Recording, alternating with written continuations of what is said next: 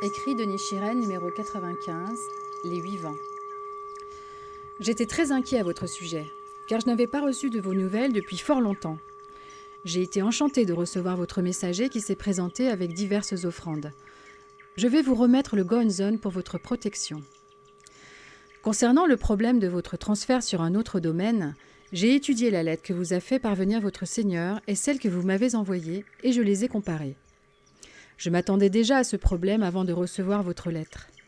Puisque votre Seigneur en fait une affaire de la plus haute importance, je présume que d'autres vassaux lui ont parlé de vous en mauvais termes. Ils ont dû dire, « Il fait preuve d'un manque de respect à votre égard en montrant tant de réticence à s'installer sur un nouveau domaine. Nombreux sont les gens qui ne pensent qu'à leur propre intérêt, mais lui est le pire de tous. Nous vous conseillons de ne plus lui manifester la moindre faveur pour le moment. » Vous devez donc rester sur vos gardes et agir avec prudence. En tant que vassaux, vous, vos parents et votre famille proche avez une dette immense envers votre Seigneur. De plus, il a fait preuve d'une grande clémence à votre égard en n'engageant aucune action contre votre clan quand j'ai attiré sur moi la fureur des autorités et que tout le pays me détestait. Bon nombre de mes disciples ont eu leurs terres confisquées par le gouvernement et furent alors déshérités ou chassés des domaines de leur Seigneur. Même si votre Seigneur ne vous donne jamais la moindre signe de considération, vous ne devriez pas lui en tenir rigueur. Il est normal que vous ne puissiez pas attendre de lui une nouvelle faveur puisque vous n'acceptez pas de vous rendre sur un nouveau domaine. Les personnes vertueuses méritent ce qualificatif parce qu'elles ne se laissent pas emporter par les 8 vents. Prospérité, déclin, disgrâce, honneur, louange, critique, souffrance et plaisir. Elles ne sont ni enivrées par la prospérité ni affligées par le déclin. Les divinités célestes protégeront à coup sûr celui qui ne plie pas devant les 8 vents.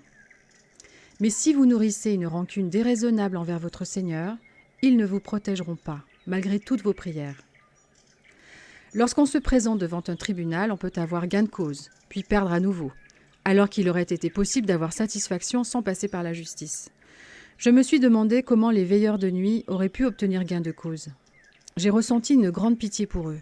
Ils étaient profondément troublés et leurs maisons et leurs terres avaient été confisquées, juste parce qu'ils étaient disciples de Nichiren. J'ai dit que je prierais pour eux, à condition qu'ils ne saisissent pas la justice. Ils approuvèrent et me promirent de ne pas le faire. Quand j'appris par la suite qu'ils avaient déposé des requêtes en justice et s'étaient laissés entraîner dans un procès, j'ai craint que les choses n'aillent pas dans leur sens. Jusqu'à présent, tout est resté sans résultat. Daigaku et Uemon no Taiyu virent leurs prières exaucées parce qu'ils avaient suivi mon conseil. Akii semble croire en mes enseignements, mais il a ignoré mes suggestions concernant son procès, et je m'inquiète donc de la tournure que ce procès va prendre. Il semble en être sorti quelque bien, peut-être parce que j'avais averti Akii qu'il perdrait s'il ne suivait pas mon conseil. Mais comme il ne m'a pas écouté autant que je l'escomptais, l'issue a été moins fructueuse qu'il ne l'espérait. Si des croyants laïcs et leurs maîtres prient sans unité de cœur, leurs prières seront aussi futiles que si l'on essayait d'allumer un feu sur de l'eau.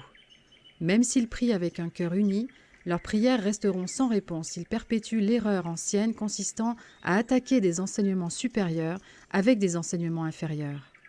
Dans ce cas, les croyants laïcs et leurs maîtres courront ensemble à leur perte. Miyun fut le 50e grand patriarche de l'école Tendai. Il fut puni par l'empereur retiré lors du 5e mois de la 2e année d'Angen, en 1176, et contraint à l'exil dans la province d'Izu. En route, il fut cependant secouru à Otsu par ses moines du mont Hiei. Il retrouva sa position de grand patriarche, mais le 11e mois de la 2e année de Juei, en 11183, il fut capturé par Kizo Yoshinaka et décapité. Cependant, je ne dis pas qu'être exilé ou décapité soit en soi l'indication d'une faute. Les sages et les personnes vertueuses aussi endurent de telles épreuves. Quand la guerre civile éclata entre Yoritomo du clan Minamoto et Kiyomori du clan Taira, plus de 20 hommes du clan Kiyomori signèrent un serment sur lequel ils apposèrent leur sceau. Ils firent ce vœu.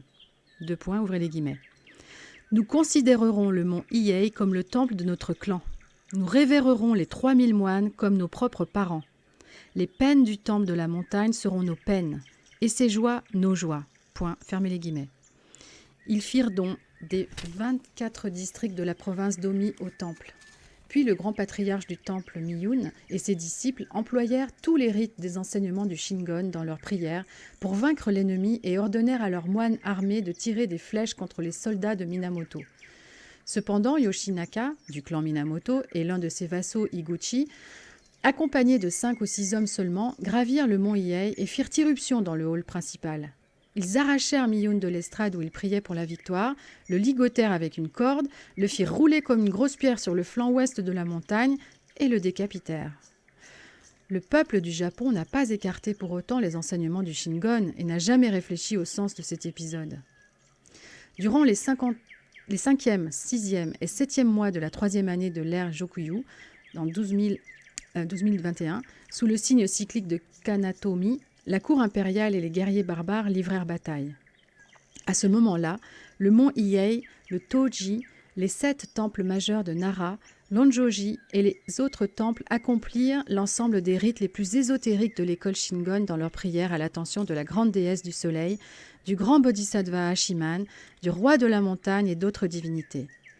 41 moines parmi les plus renommés, notamment le supérieur des moines Jien, ancien grand patriarche de l'école Tendai, les supérieurs des moines du Toji et d'Omuro et du Joju-in, qui se trouve à l'intérieur du Midara, prièrent constamment pour la défaite de Hojo Yoshitoki.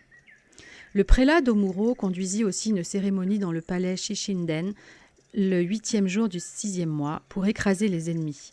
Il proclama que la cour impériale serait victorieuse dans les 7 jours.